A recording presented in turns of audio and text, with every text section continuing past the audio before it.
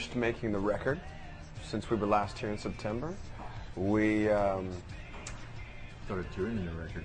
Started touring on February 17th, I think we shot over to Nashville and began our first leg of the tour that will end when we're all 60.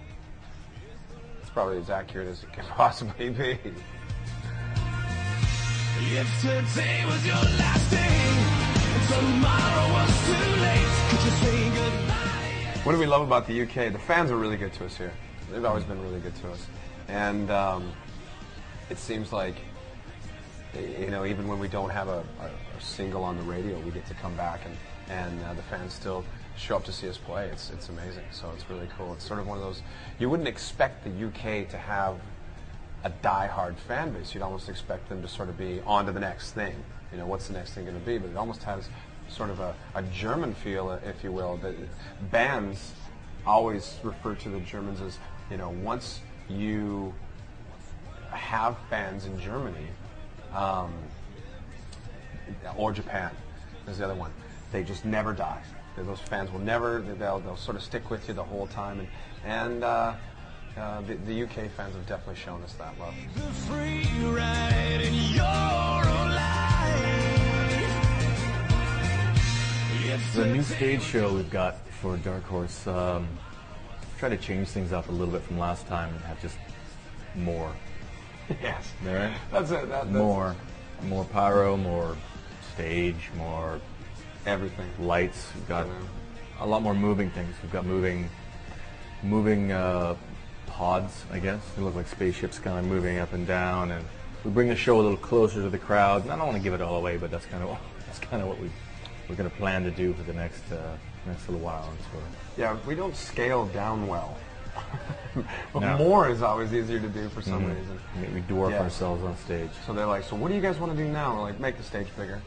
Okay, and what do we want to do in terms of pyro? More fire. Check. Three Done. different colors of fire. More explosions. More. We want missiles shooting and exploding, and it's a little over the top.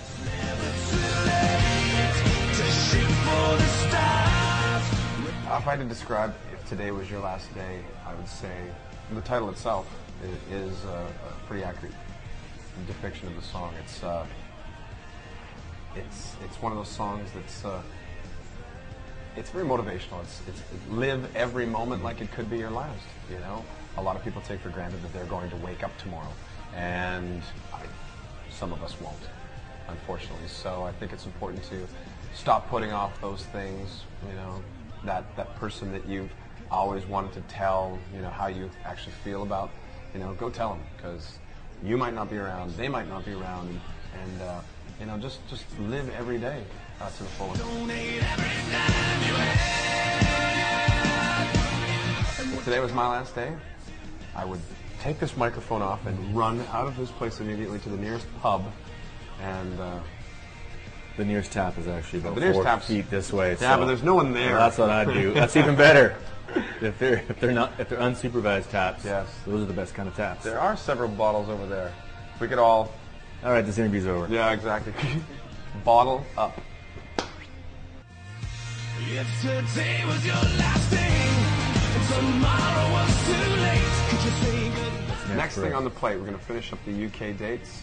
We're going to head back to, we're actually going to take all of June off to ourselves. We're going to be extremely greedy, and we're going to Take 1 month off this year. take 30 days off.